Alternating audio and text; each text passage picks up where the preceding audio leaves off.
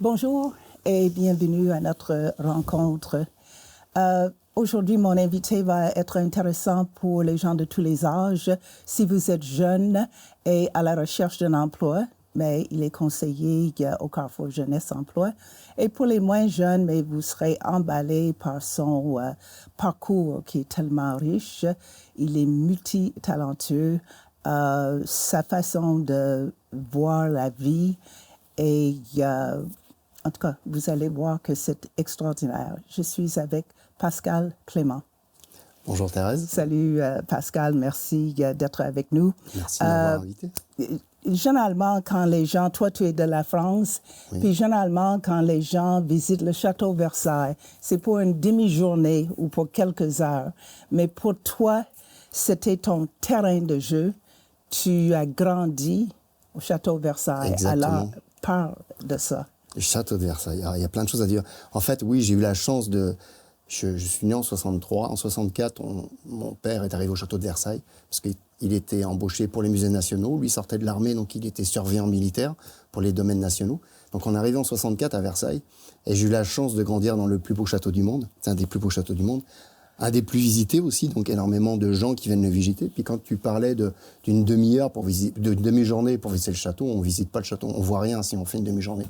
Le château, faut y aller 2-3 jours parce qu'il y a le château, il y a les jardins, le Trianon, Grand Trianon, tout ça. Donc c'est immense. Donc j'ai eu la chance, moi, de grandir dans cet environnement-là qui m'a beaucoup alimenté au niveau artistique, culturel.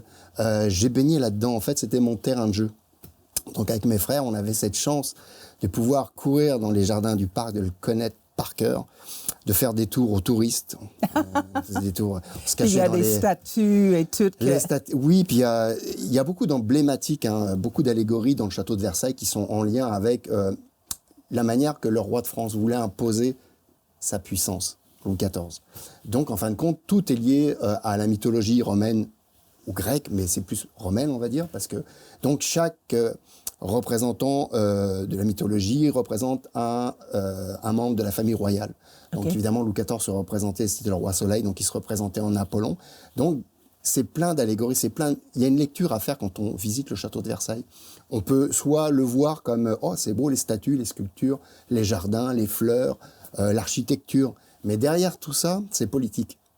Et l'historique. Il y a une historique politique derrière tout ça.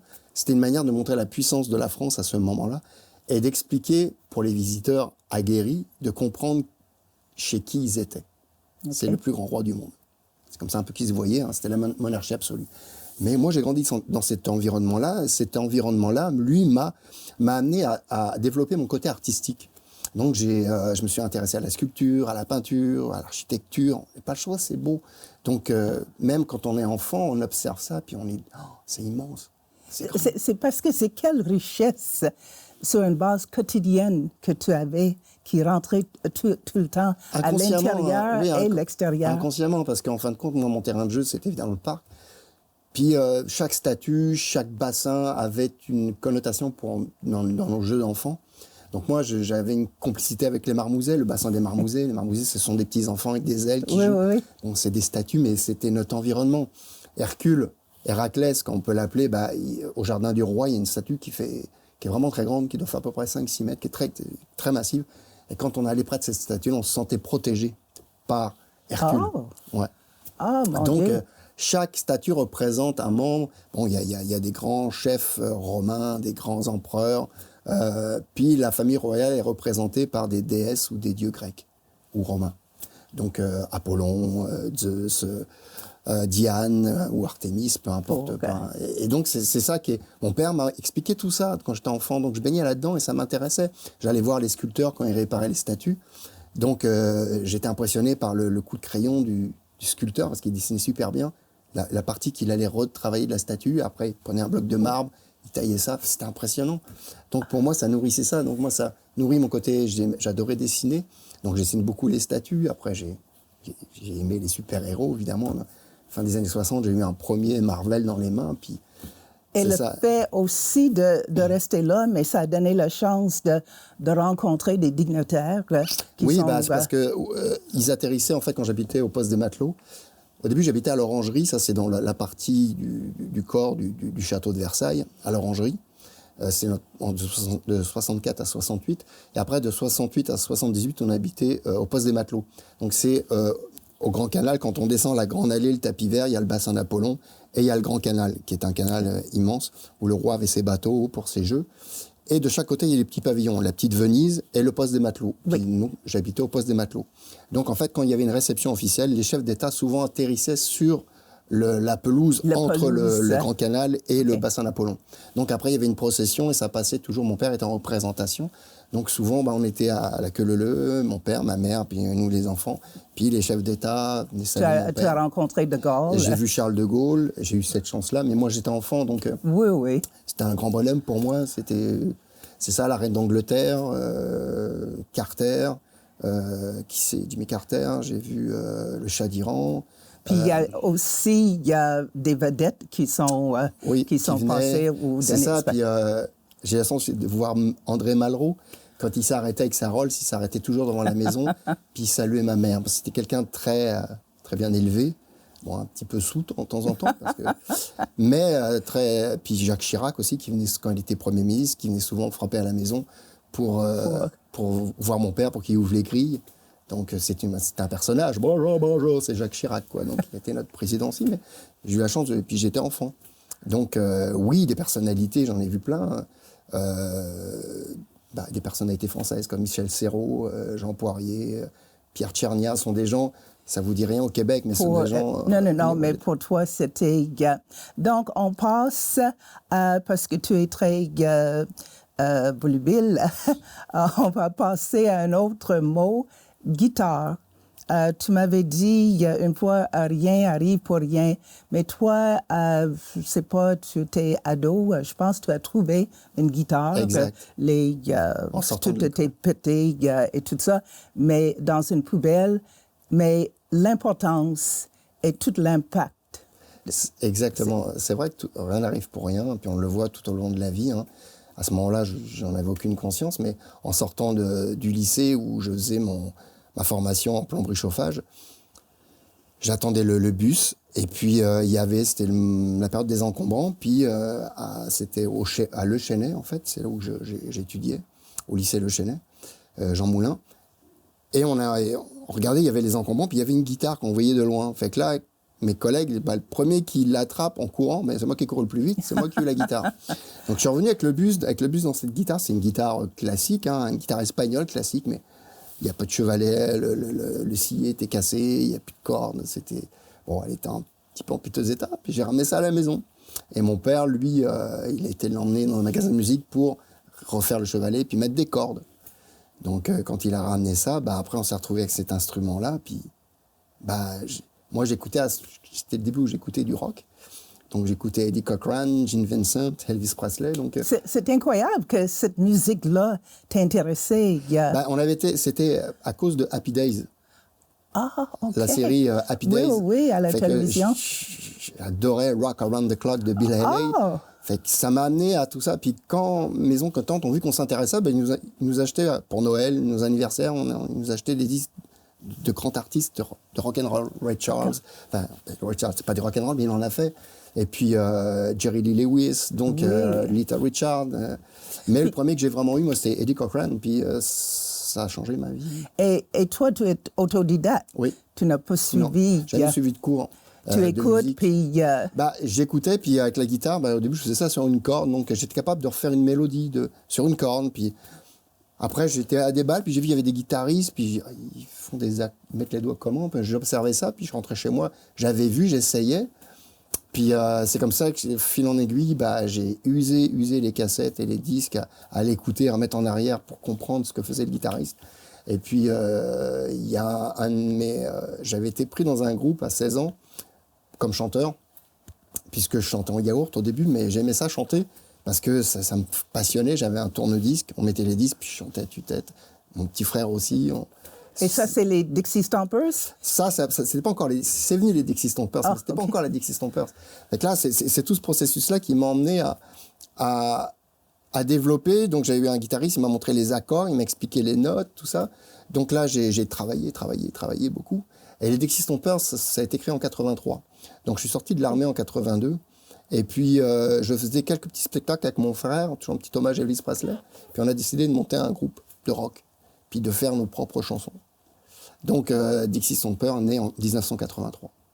En 83. Et oui, c'est ça, tu as dit que tu es allé, tu t'es inscrit dans l'armée pour quelques années. Je ne me suis pas vraiment inscrit, c'est obligatoire. Ah, OK. Oui, donc je suis parti en 81 à l'armée. Donc c'était service militaire obligatoire. Et en 81, il y avait la guerre au Liban. Donc moi, j'ai été dans une caserne disciplinaire à Pforzheim en Allemagne, parce que j'avais demandé les commandos Marines. Je voulais faire comme mon père. Mon père était dans les commandos Marines, parce que je voulais voyager. Mais en fin de compte, ils ont gardé juste le mot commando. Je me suis retrouvé dans les commandos terrestres, en camp disciplinaire en Allemagne. 3e régiment d'Esterházy, qui est un régiment de cavalerie. Et formé au combat parce qu'à ce moment-là, on voulait envoyer les appelés, comme moi, comme support au Liban. Donc quand on fait ça, on est de la chair à canon. Donc j'ai été tireur d'élite. J'étais le 2e meilleur tireur du contingent. Donc j'ai une médaille de tir. Donc là, j'ai été formé comme tireur Milan. Donc ces tireurs Milan, ce sont des roquettes téléguidées, en fait, derrière une Jeep, en fait. Et puis, donc en fin de compte, 15 jours avant de partir au Liban, ça avait fait un tollé en France, donc on a appris qu'ils avaient décidé de ne plus envoyer les appelés. Donc, mais ça, on l'a su une semaine, 15 jours avant de partir. Mais j'ai eu tout l'entraînement au combat. Donc ça m'a énormément, j'ai adoré quand même. J'ai pas aimé l'armée, mais ce que j'ai aimé, c'est la discipline, ce que ça a peu amené. Ça m'a fait travailler sur moi. Mais c'est ça, chaque étape, tu apprends de quoi? Il y a exactement, tu apprends de chaque expérience. Et ça t'aide à grandir.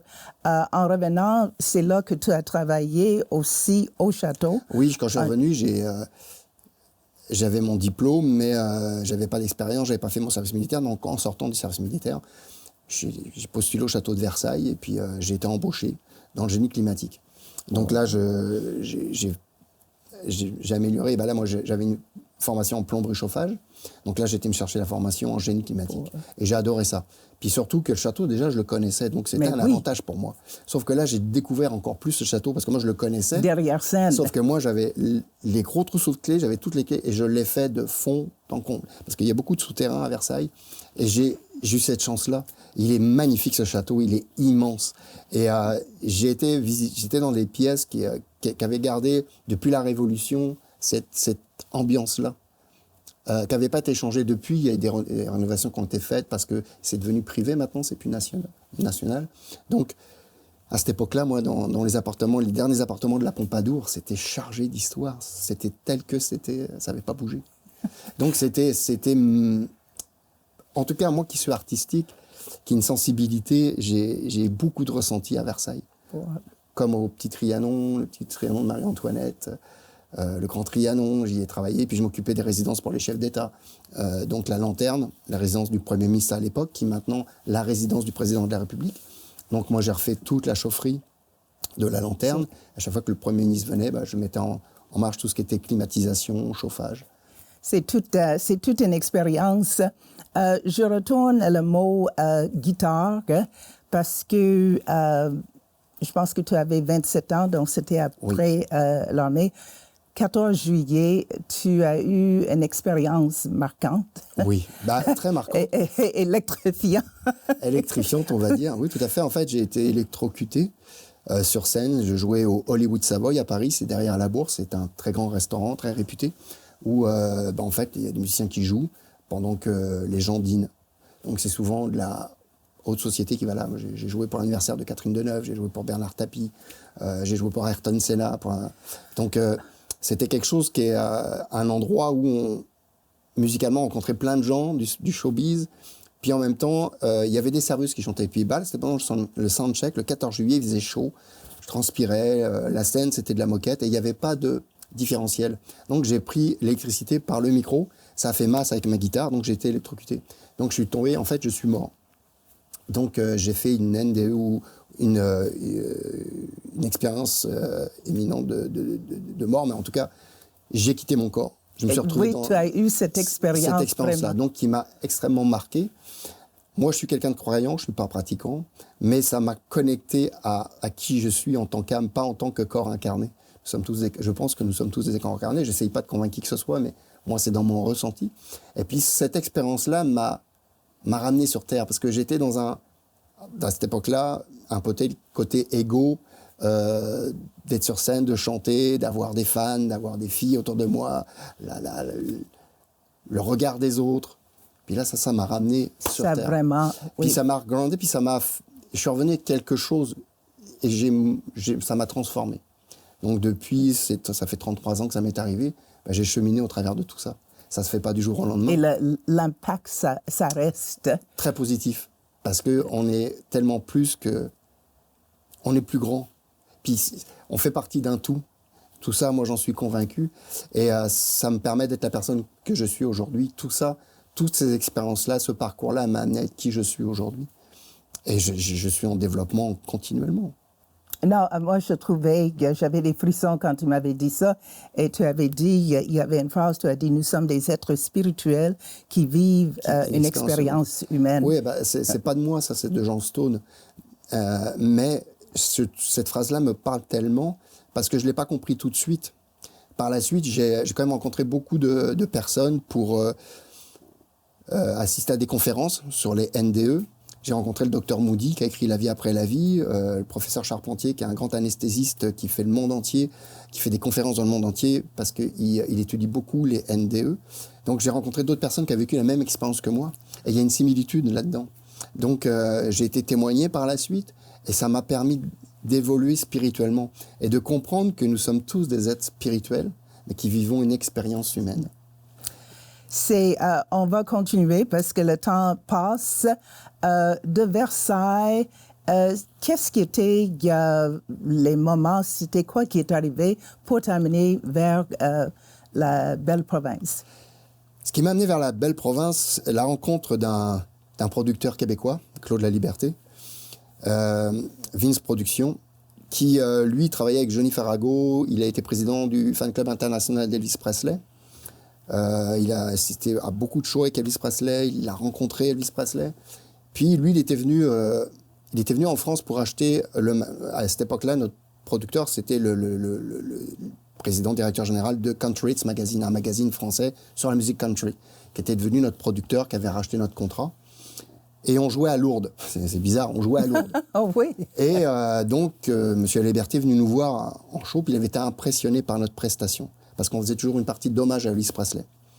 Donc, il nous a proposé de racheter le contrat. Donc, il a repris le contrat. Il est devenu notre producteur.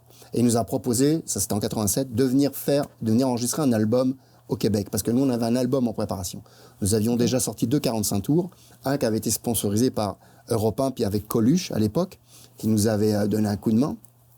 Et Serge Gainsbourg qui nous avait prêté son bus tour. Justement, quand on a fait cette tournée-là, c'était Gainsbourg qui nous avait prêté son bus. Donc avec son chauffeur et tout, donc on faisait une tournée dans une condition, on n'avait jamais vécu ça, nous tout le temps dans des camionnettes, à crocher n'importe comment, on dormait n'importe comment, mais là on avait un bus, on avait des chambres, on avait un salon, c'était génial. Donc on a eu cette expérience-là, puis donc on est venu au Québec en 87 enregistrer cet album. On avait fait le Parc Aimé-Léonard, on a fait la première partie de Joey Tardif à l'époque, de l'épopée rock, c'était un artiste québécois. Okay. Puis on avait beaucoup impressionné à l'époque. Et donc, on est revenu en 88 pour faire une tournée de 6 mois. Donc nous, je suis tombé en amour avec le Québec à ce moment-là. La grandeur du pays, les Québécois. J'avais déjà reçu des Québécois chez moi, mais là, cette tournée-là, on a fait tout le Québec, toute la province du Québec. Et donc, je suis tombé en amour avec le Québec, en fait. Et comment est-ce que tu as fait pour décider de retourner aux études? Ah, ça, c'est... Parce qu'à l'époque, il y avait une petite partie un petit peu que... On avait fait l'émission Beau et Chaud avec Norman Brathwaite. Et tu veux que j'en parle un petit peu ou Oui, on a à peu près 6 minutes. Bon, en fin de compte, je vais faire court. C'est qu'on avait fait l'émission Beau et Chaud avec Norman Brathwaite. Et lui, quelque temps après qu'on ait fait l'émission, il a été à Versailles. Puis il est tombé sur ma mère. Oui. Mais lui, il la connaissait pas. Mais ma mère, nous, on avait envoyé des photos. Puis ma mère dit, je vous connais, vous êtes québécois. Puis elle a entendu l'accent. Ah, mais vous connaissez mes enfants? Il commence puis il a dit, les Dixie sont pères. Il fait, oui. Puis il était avec Joanne Blouin. Donc, du coup, il a fait visiter le château de Versailles. C'est une petite anecdote. Mais, pour en revenir, qu'est-ce qui m'a amené à Thetford? Quand j'ai arrêté professionnellement la musique en 2002, je suis rentré dans une entreprise de logistique. Donc, j'ai commencé comme manœuvre. Je suis devenu agent de maîtrise. Et en moins d'un an, je suis devenu directeur de l'entreprise. Donc, j'ai adoré cette expérience, l'humain, parce que moi, c'est toujours l'humain qui m'intéresse. Oui. Puis sans le savoir, hein, même quand j'étais musicien, c'était le rapport avec les gens, d'échanger ma passion. Puis je m'intéressais toujours aux gens, moi. Parce qu'ils me disaient, tu nous fais du bien, tu nous as fait passer un moment. Tu fais quoi dans la vie? Puis je m'intéressais toujours. C'est en moi. Ça, c'est toi. Oui. Exactement. Donc, comme j'étais déjà venu, j'étais en amour, beaucoup de fans au Québec sont devenus des amis. J'ai ma meilleure amie qui habite à Saint-Hilaire, Manon, qui est ma meilleure amie, puis sa famille est de la région de Thetford. Donc j'étais déjà venu, j'avais joué à East Broughton à l'époque, mais en 88, on avait joué à l'Arena, pendant la fête des cochonneries, ça s'appelle, il me semble que c'est ça, à East Broughton. Et puis, donc j'étais déjà venu à Thetford, puis je m'étais inscrit à Sainte-Foy, mais c'était contingenté. Donc je suis revenu à Thetford, je m'étais renseigné sur le cégep de Thetford, et il est bien coté. Puis je suis venu les rencontrer, puis ils m'ont dit oui, moi, qu'il n'y a pas de problème si je venais faire un cours. Donc c'est comme ça que je suis venu arrivé en 2010 pour étudier. C'est une manière de rentrer par la petite porte. Parce que j'avais 47 ans à l'époque. Donc je ne marquais pas de point d'immigration. J'étais divorcé, je n'ai pas d'enfant. Donc moi, j'avais une envie de venir m'installer au Québec. Et il va falloir qu'on arrive parce que là, c'est ça, tu as suivi le cours d'éducation spécialisée et tout ça. Après ça, très brièvement, tu as travaillé pour Dorémy. Oui, c'était une de mes premières expériences comme éducateur. Éducateur, donc, intervenant en toxicomanie à Don Rémy, j'ai aimé cette expérience-là. Mais j'avais déjà travaillé au CJE, j'avais fait mon premier stage au Carrefour Jeunesse Emploi. Emploi. Puis, vu que moi j'avais une expérience en RH, j'ai été chercher mon bac en ressources humaines en France, suite à mon poste de direction. Donc, l'employabilité, c'est quelque chose qui était logique. Puis en même temps, j'ai le côté intervention. Et maintenant, tu es au Carrefour Jeunesse d'Emploi. J'ai aimé beaucoup ton approche parce que tu as dit que tu travailles avec ce que la personne a déjà. Exact. Au lieu de dire, OK, mais c'est ça qu'on fait. Donc, en tout cas, je suis sûre que ton approche, ça aide. Ton approche est très proche des gens. Mon type d'approche, en fait, c'est d'accueillir la personne où elle est. Puis c'est pas forcément... C'est sûr qu'on a des objectifs à atteindre, on a des cibles à atteindre, parce qu'on est financé par le gouvernement. C'est Emploi Québec qui nous finance dans les SAE, les services aide à l'emploi. Donc c'est sûr qu'on a des cibles à atteindre, mais on travaille avec des humains. Donc c'est sûr que moi, dans mon approche, j'accueille la personne, puis je la prends où elle est. J'essaye pas de l'emmener... Je peux voir son potentiel, mais si elle n'est pas prête, je vais ramer tout seul. Donc, c'est de l'accueillir, puis on y va pas à pas dans l'accompagnement. Et l'humain, des fois, ça peut être très rapide, comme ça peut prendre du temps. Il faut être prêt. Mais moi, je suis là en support. C'est ça le rôle d'un éducateur. On n'est pas là pour faire à la place d'eux.